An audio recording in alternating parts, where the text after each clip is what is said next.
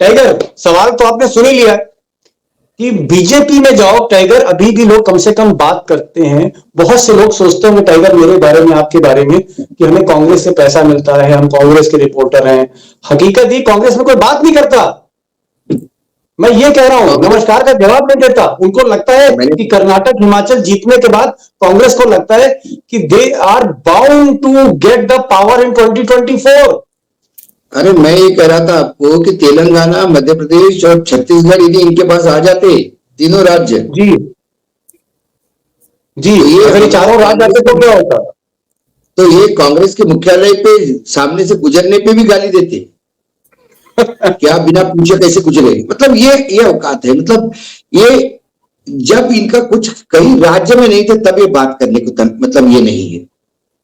आप कमलनाथ को देखिए, आप वो देखिए मीडिया में जो लोग हैं वो देखिए, मीडिया इंचार्ज कन्हैया जैसे बदतमीज लोग हैं इनके पास। अच्छा, कन्हैया बदतमीज है, आप ये कह रहे हैं? भयानक बदतमीज है। अच्छा भाई, बीजेपी के स्पोक्स पर्सन को सवाल पूछो तो वो जवाब देता है।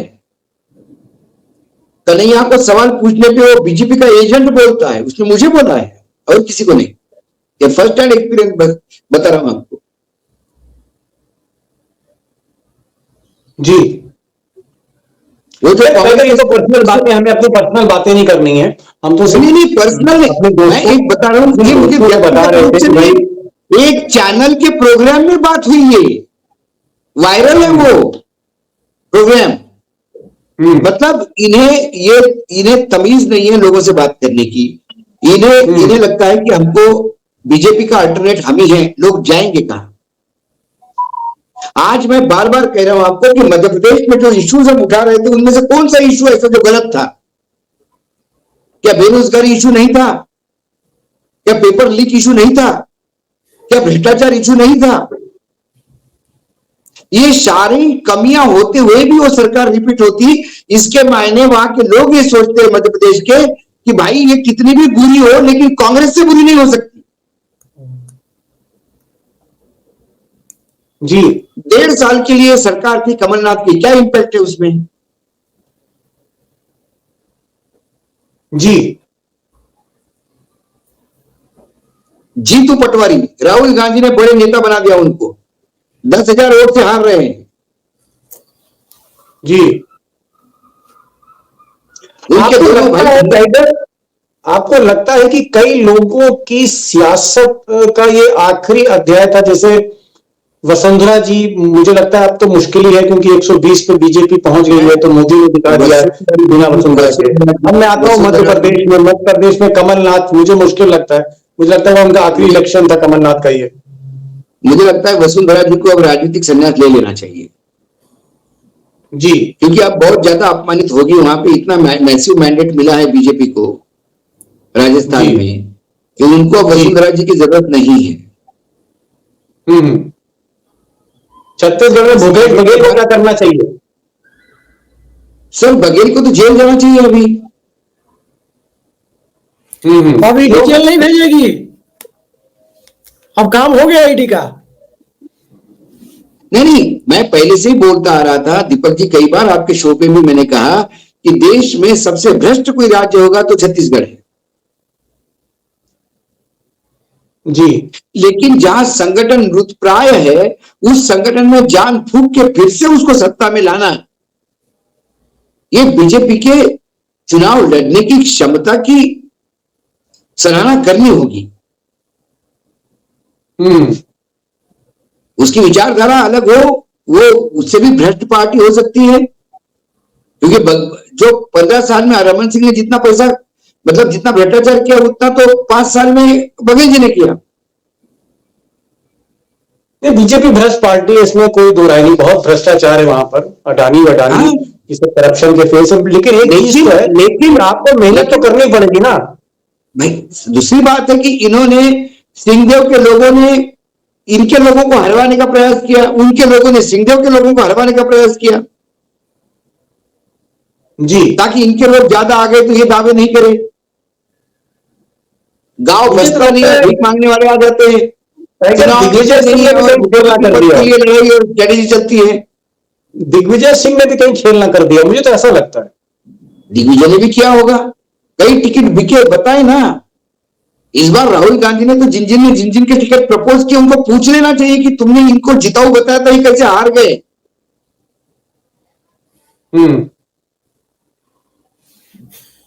मतलब राहुल गांधी को किसानों पे फायरिंग हुई मध्य प्रदेश में, और राहुल गांधी उस गांव चले गए, उसको उनको मोटरसाइकिल पे जो बिठा के ले गया, वो मध्य प्रदेश का सबसे बड़ा नेता हो गया जी, क्योंकि वो राहुल गांधी जी के साथ आके मिलता है। जमीनी हकीकत क्या है, उसके दोनों भाई पे पुलिस केस है, फरार हुए थे वो। टाइगर अब करना क्या ये बताइए। अब चलिए जो हो गया है ना, अब तो जो देखिए तो गई सर, मुझे एक बात बताइए, अब क्या है बहुत, मुझे ऐसा लगता है, एक मिनट टाइगर, एक मिनट, मैं पहले जरा डेटा जर्नलिस्ट अभिषेक से पूछ लूं। अभिषेक ये बताइए कि अब छत्तीसगढ़ में क्या होगा, क्या टीएस सिंह देव को आगे करना चाहिए, क्योंकि जो भूपेश बघेल का जो फेस है वो चेहरा तो पिट गया।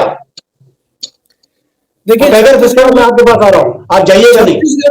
छत्तीसगढ़ की सबसे बड़ी सच्चाई है कि मुख्यमंत्री बदलने जा रहा है, और सिर्फ छत्तीसगढ़ ही नहीं, चारों राज्यों में नया मुख्यमंत्री होने जा रहा है। मैं बहुत भरोसे के साथ आपको कह रहा हूं, चारों राज्यों में नया मुख्यमंत्री होगा। तीनों राज्यों में नरेंद्र मोदी पसंद का व्यक्ति मुख्यमंत्री होगा। शिवराज सिंह चौहान कि मध्य प्रदेश में शिवराज हटा दिए जाएंगे निश्चित तौर पे। शिवराज सिंह चौहान अब 150 प्लस सीटों के बाद बहुमत के आंकड़े से, अभी आप ही की स्क्रीन पे दिख रहा है, बहुमत के आंकड़े से 42 सीटें ज्यादा है। और इस परिस्थिति में शिवराज सिंह चौहान को बनाए रखने का जोखिम नरेंद्र मोदी नहीं लेंगे, क्योंकि शिवराज सिंह चौहान एक ओबीसी फेस है। और दूसरी चीज मैं इसलिए कह रहा हूं, इन तीनों राज्यों के चुनावी नतीजों का लोकसभा चुनाव पर कोई असर नहीं पड़ना है। असर पड़ना है तो कांग्रेस पार्टी की, योगी का लग रहा है, योगी की कहीं छुट्टी ना हो जाए, क्योंकि मोदी का सिक्का चल गया है टाइगर। मध्य प्रदेश राजस्थान में अगर ओबीसी मुख्यमंत्री नहीं बनेगा तो उत्तर प्रदेश में ओबीसी मुख्यमंत्री बनाया जाएगा, पहली बात। दूसरी चीज, छत्तीसगढ़ में ओबीसी आएगा, छत्तीसगढ़ में ओबीसी आएगा। हो सकता है छत्तीसगढ़ में ओबीसी को एक कमान दे दे, हो सकता है किसी राज्यपाल को ही छत्तीसगढ़ में कमान दे दे, थोड़े कहे को ज्यादा समझिए। लेकिन बैस साहब का भी नाम हो सकता है। छत्तीसगढ़ में वही एक राज्यपाल है महाराष्ट्र में। दीपक सर, मैं दूसरी चीज कह रहा हूं, इस चुनावी नतीजे से दो लोगों को सबसे ज्यादा फायदा हुआ है। एक, इंडिया गठबंधन के भला चाहने वालों को। अशोक वानखेड़े सर बताएंगे कि कांग्रेस के लोग यदि तीनों स्टेट जीत जाते तो मैं गारंटी के साथ कह रहा हूं कि लोकसभा चुनाव में हार निश्चित थी, इंडिया गठबंधन बिखर जाता। दूसरा फायदा हुआ है, नीतीश कुमार का सबसे बड़ा फायदा हुआ है कि आज की तारीख में अब राहुल गांधी और मल्लिकार्जुन खड़गे इंडिया गठबंधन के नेतृत्व के लिए असर्ट करने की स्थिति में नहीं है। और जो खतरा नरेंद्र मोदी के सामने है वो खतरा अब और ज्यादा बढ़ेगा, बशर्ते कांग्रेस पार्टी को सद्बुद्धि आ जाए तब। मुझे लगता है टाइगर, मुझे लगता है, देखिए क्या है क्या कि आपको एक बैलेंस लेके चलना पड़ेगा।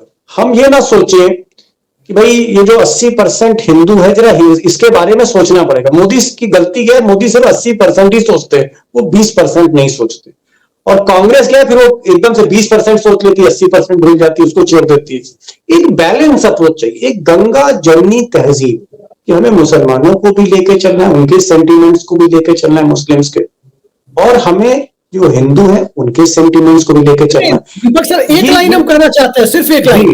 कांग्रेस पार्टी ने 80-20 नहीं किया है। कांग्रेस पार्टी की सबसे फेलियर का सबसे बड़ा कारण है जनरल कैटेगरी के सवर्ण वोटर को कांग्रेस पार्टी ने बीजेपी की बपौती मान लिया है कि हम उसमें नहीं घुसना चाहते हैं, जबकि वहां घुसने के लिए पर्याप्त स्पेस मौजूद है उसके पास। ये कारण है कि वही जाके चाय पान की दुकानों से गांव गांव में हिंदुत्व का और बीजेपी के चुनावी हिंदुत्व का नैरेटिव बना रहा है, कुछ मजबूरी वश, कुछ शौकिया तौर पे। जी जी टाइगर। देखिए दीपक भाई, मेरा ये मानना है कि कांग्रेस का एक सेक्युलर वोटर है जी। कांग्रेस को पहले अपने वोटर की चिंता करनी चाहिए। अबे बाबाओं के चक्कर में पड़ के आप हिंदुत्व पे जाओगे तो फिर मतदाताओं के पास हार्डकोर हिंदुत्व की पार्टी है, तुम्हारे सॉफ्ट हिंदुत्व को क्यों अपनाएंगे जी। कांग्रेस कोई 20% के भरोसे नहीं लेती थी। जी 20% में बोनस होता था कांग्रेस को हमेशा, क्योंकि कांग्रेस सेकुलर सोचती थी। ये वही कांग्रेस है जिसने कर्नाटक में सेकुलर सोच पे ही चुनाव जीता ना। जी यही है। आज यदि तेलंगाना में है तो कांग्रेस को सेकुलर वोट मिला ना, हिंदुओं का भी वोट मिला ना, क्योंकि वहां उन्होंने हिंदुत्व का, इन्होंने बाबा बागेश्वर को चरणागत कभी जाते हैं, कभी रामदेव की जय जयकार करते हैं। नहीं जी अशोक सर, मैं एक चीज कहना चाहता हूं, बस मैं 10 सेकंड लूंगा, एक चीज कहना चाहता हूं, माफी चाहूंगा आपको रोका मैंने। दरअसल कांग्रेस पार्टी ने समझ लिया है कि जो मुद्दे हैं भारतीय जनता पार्टी को रोकने के किसी वर्ग विशेष के हैं। मसलन ओबीसी का, जो जाति जनगणना का मुद्दा ओबीसी का है। आज आप देखिए, कर्नाटक की बात आपने छेड़ी, इसलिए मैंने आपको इंटरप्ट किया। कर्नाटक में हिंदू वोट बैंक बचा कहां था? हिजाब कांड के बावजूद उसी को ध्वस्त कर दिया डीके शिव कुमार और सिद्धरामैया ने। वहां तो ना हिंदू बचा ना मुसलमान बचा। भारतीय जनता पार्टी पसमानदा की बात करने लगी कई जगह। वहां बिहार में ना हिंदू वोट बैंक बचा ना मुसलमान बचा। जाति जनगणना के बाद कौन हिंदू है बिहार में, कौन मुसलमान है? जाके पूछिए। कोई बोलेगा कि मैं अंसारी हूं, कोई बोलेगा मैं ठाकुर हूं, कोई बोलेगा मैं तेली हूं, कोई बोलेगा मैं कुर्मी हूं, कोई बोलेगा मैं राइन हूं, कोई बोलेगा मैं पठान हूं। सवाल यह है कि ये किसी एक वर्ग का मुद्दा नहीं है। कांग्रेस पार्टी पूरी तरह से जनरल कैटेगरी से कट चुकी है, और जब तक जनरल कैटेगरी से नहीं जुड़ेगी, दलित वोटर कांग्रेस पार्टी के पक्ष में नहीं आएगा।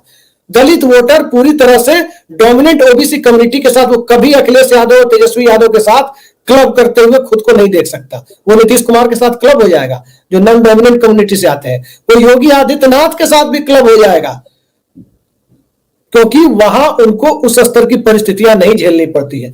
लेकिन डोमिनेंट ओबीसी के साथ नहीं जाएगा। मध्य प्रदेश का आंकड़ा मैं रख देता हूं आपके सामने, 2-3 साल पहले का है। 81% SC/ST एक्ट के मुकदमे ओबीसी कम्युनिटी के लोगों के खिलाफ है।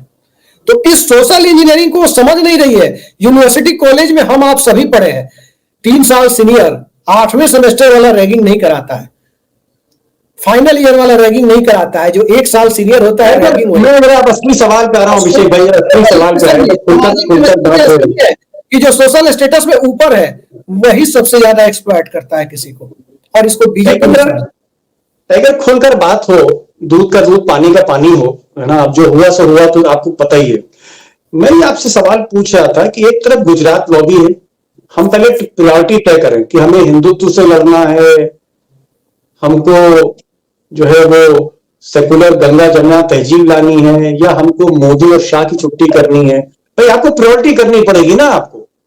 तो अगर हमें गुजरात लॉबी से लड़ना है, गुजरात लॉबी जिसने पूरे देश को हाथ में ले लिया, दिल्ली में जो टेंट का काम करता है वो भी गुजरात का है, जो है आर्किटेक्ट है वो भी गुजरात का है, जो ठेकेदार है वो भी गुजरात का है, जो एडवाइजर है वो भी गुजरात का है। पूरा मतलब 10-12 लोग हैं। मोदी जी ने हर जगह गुजरात के आदमी। क्रिकेट किसका? गुजरात लॉबी का। बीसीसीआई कौन चला रहा है? गुजरात लॉबी चला रही है। ये जो गुजरात लॉबी से अगर आपको भिड़ना है, इस गुजरात लॉबी से लड़ना है, तो थोड़ा सा स्ट्रेटेजी करनी पड़ेगी भाई। कहीं ना कहीं तो स्ट्रेटेजाइज करना पड़ेगा।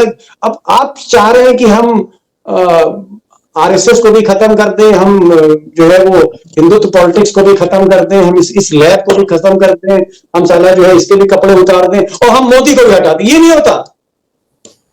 ये जो युद्ध है यहां पर क्या है, यहां बीजेपी खुद मुझे फंसी हुई दिखती है। किसी की हैसियत नहीं है कि मोदी से सीधे बात कर ले। शिवराज सिंह चौहान 160 सीट लेके आया है, उसकी हैसियत नहीं कि मुख्यमंत्री की दावा पेश कर दे। तो ये डिक्टेटर के हाथों में देश जा रहा है।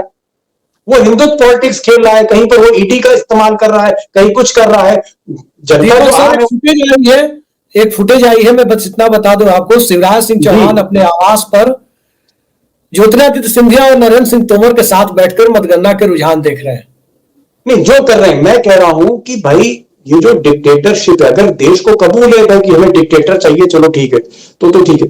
टाइगर, इसका तोड़ क्या है? आपका जो 30-35 साल का तजुर्बा है टाइगर, मैं तो आपसे पूछूंगा, आज आप नागपुर हो, कल आप अहमदाबाद हो, फिर बॉम्बे हो, फिर गोरखपुर हो, फिर लखनऊ हो, आप पूरे देश भर में जा रहे हो। आप कह रहे हो मैं वोटरों से मिल रहा हूं, मैं जनता से मिल रहा हूं, मैं नेताओं से मिल रहा हूं। तो भैया तोड़ तो बताओ टाइगर, इसका तोड़ क्या है?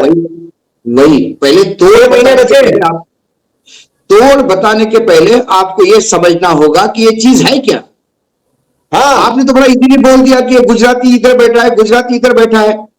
क्या अहमदाबाद में रह के उन्होंने किया क्या ये काम?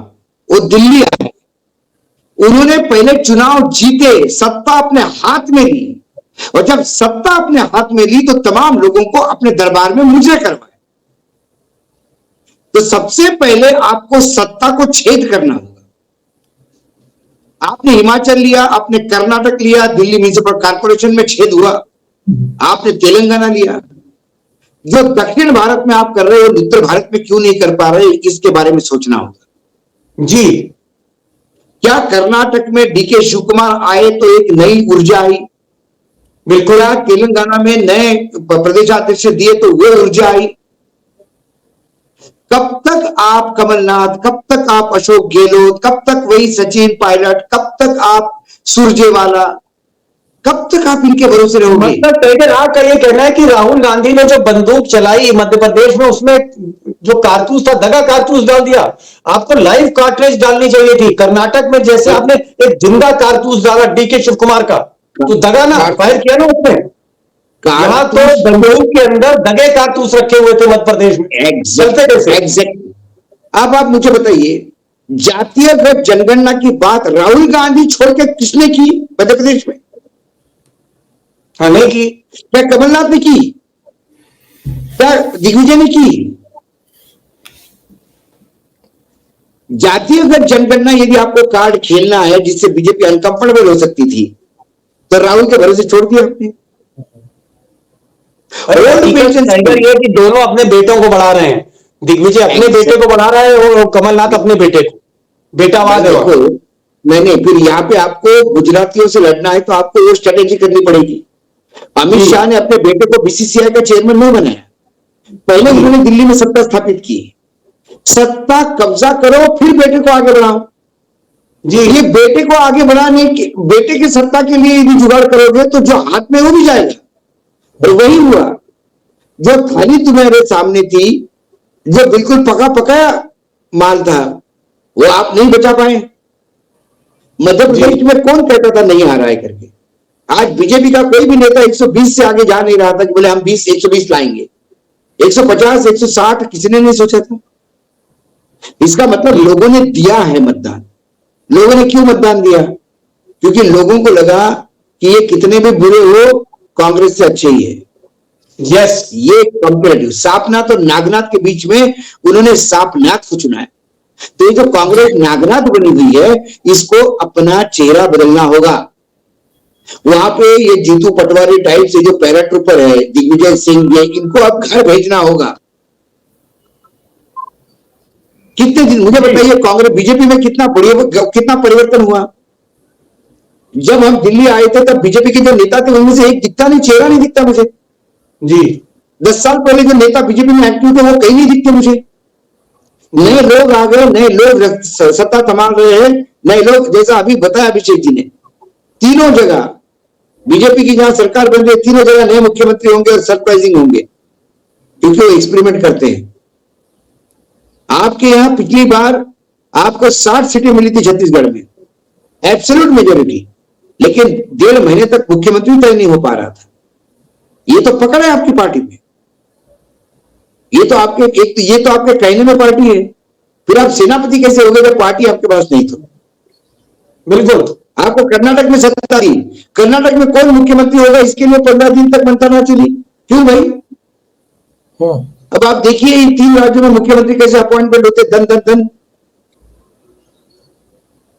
लेकिन टाइगर आप ये मानते हो टाइगर आप कि अगर ये तीनों राज्य, यानी तेलंगाना, राजस्थान, छत्तीसगढ़, मध्य प्रदेश, अगर कांग्रेस ने जीत लिया होता, जो जीत सकती थी, तो फिर खेला हो जाता, इंडिया नहीं जाता। नहीं, मैं फिर अभिषेक जी के साथ हूं। यदि चारों राज्यों में कांग्रेस जीतती तो इंडिया गठबंधन टूट जाता। फिर कांग्रेस अपने बलबूते पर सरकार, केंद्र में सरकार बनाने की बात करती जी, और होता क्या फिर 24 में? फिर 24 में जब इंडिया गठबंधन टूट ही जाता तो फिर वही मोदी जी रिपीट होते।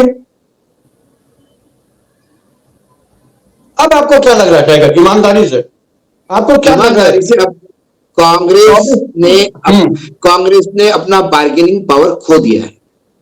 हो दिया। इंडिया गठबंधन में जहां कांग्रेस और बीजेपी आमने सामने है, वहां कांग्रेस को बीजेपी को टक्कर देनी है। क्षेत्रीय दल अपने अपने राज्यों में टक्कर देंगे। जो कांग्रेस बीजेपी के खिलाफ आमने सामने करीब करीब 230 सीटों पे है। 230 सीटों में यदि आपका हश्र ये है कि आपने अपना एक राज्य खोया, आपने अपने 2 राज्य खोए, छत्तीसगढ़, राजस्थान। हाँ, और बीजेपी को जो राज्य उनका मार्जिन पे था वो एब्सोल्यूट मेजोरिटी पे चले गए।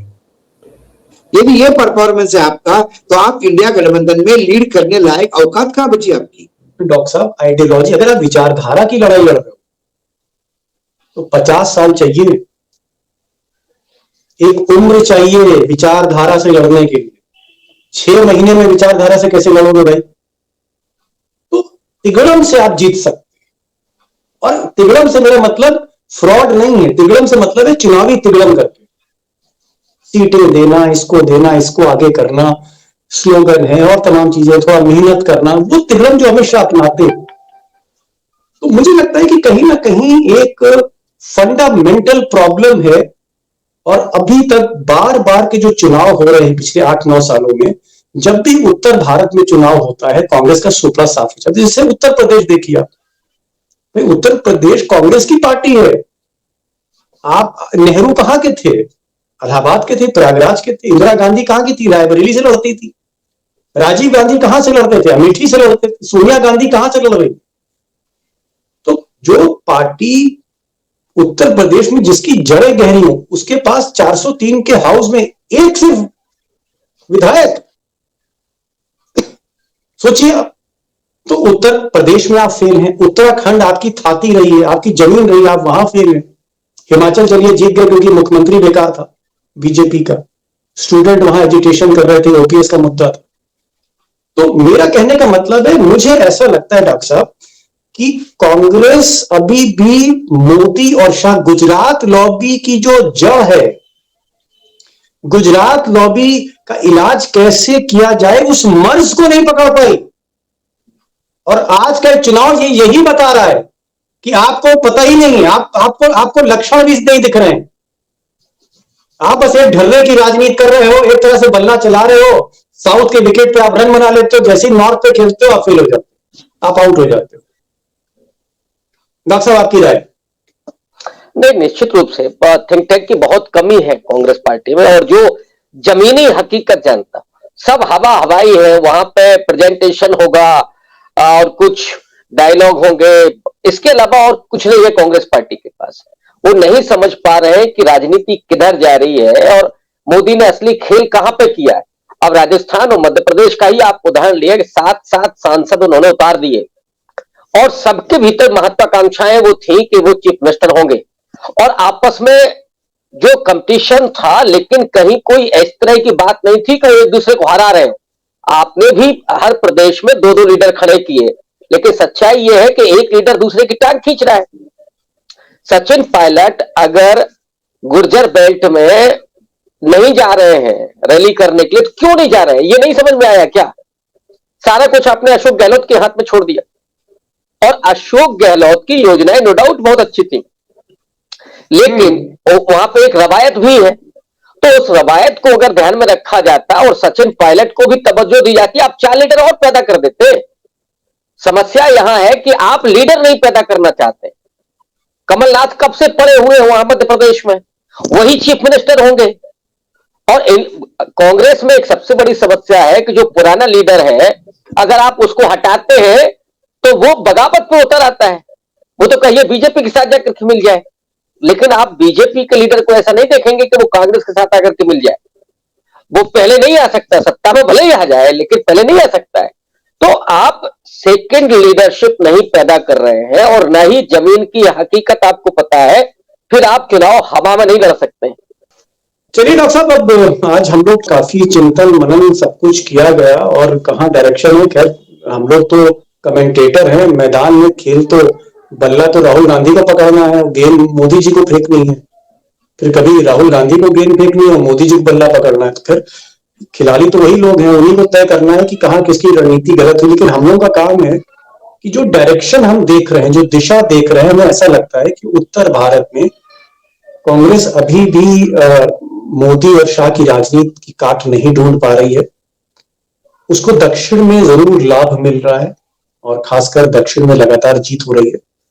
और तेलंगाना की जीत वाकई बहुत ऐतिहासिक है, क्योंकि कांग्रेस 6 महीने पहले तेलंगाना में ऑलमोस्ट जीरो कह लीजिए, सिर्फ 7 विधायक थे।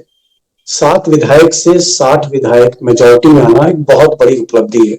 और केसीआर जैसे मजबूत नेता को, जिन्होंने पूरा तेलंगाना आंदोलन उसकी अगुवाई करी, नेतृत्व किया, वो तेलंगाना के प्रतीक बने, उनको परास्त किया। और जहां बीजेपी हैदराबाद का कॉरपोरेशन चुनाव जीतने के बाद सपने देख रही थी तेलंगाना जीतने का, वहां बीजेपी ध्वस्त हुई।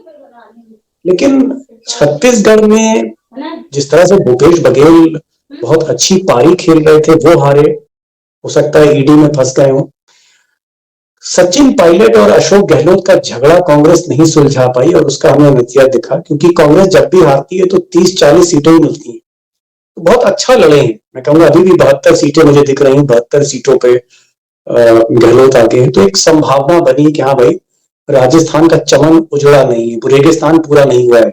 कमलनाथ और दिग्विजय, ये जो जोड़ी थी जयवीरू की, ये थोड़ा बहुत इसने डिसअपॉइंट किया, सबको डिसअपॉइंट किया।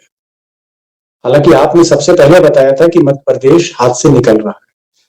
बहरहाल हम ये उम्मीद करते हैं कि ये जो आज के नतीजे हैं, कांग्रेस को कहीं ना कहीं आर्थिक लाभ तो हुआ है। 2 राज्य अगर निकले तो तेलंगाना जैसा हाई जीडीपी स्टेट मिला है, तो पैसे की कमी तो नहीं होगी 2024 के चुनाव में। लेकिन हाँ, एक सेटबैक है नॉर्थ इंडिया में। लेकिन इस सेटबैक की वजह से समय पे मुझे लगता है, जैसे ऑस्ट्रेलिया की टीम थी, हारती गई और अचानक फॉर्म पर आई, उसने सबक लिया और वर्ल्ड कप जीत लिया और एक बड़ी और मजबूत टीम को हराया फाइनल में। इस तरह का नतीजा हम 2024 में देख सकते हैं। लेकिन उसके लिए कोई किसी को मैक्सवेल बनना पड़ेगा, किसी को ट्रेविस हेड बनना पड़ेगा, किसी को ऑस्ट्रेलिया जैसा वो जज्बात लाना पड़ेगा, तब जाके जीत हो सकती है। और सबसे अहम चीज ये है कि कांग्रेस को, जो उनके साथी हैं इंडिया अलायंस के, उनका एहतराम करना होगा, उनकी इज्जत करनी होगी, उनको सम्मान देना होगा। और ये चीज का एहसास होना चाहिए इस बात का कि उत्तर भारत में कांग्रेस से बेहतर उसके साथी हैं। चाहे वो अखिलेश यादव हो, उनके पास 100 से ज्यादा विधायक हैं। चाहे नीतीश कुमार लालू हो, बिहार में उन्होंने बहुत आप कह सकते हैं बड़ी फतेह हासिल करी है, बीजेपी को ध्वस्त किया है। हेमंत सोरेन ने झारखंड में अपनी सत्ता हथियाई है, वो झारखंड जो बीजेपी का आप गढ़ कह सकते हैं। नवीन पटनायक से कुछ सीखना होगा, उस उड़ीसा में जहां पर हिंदुत्व की राजनीति होती रही है।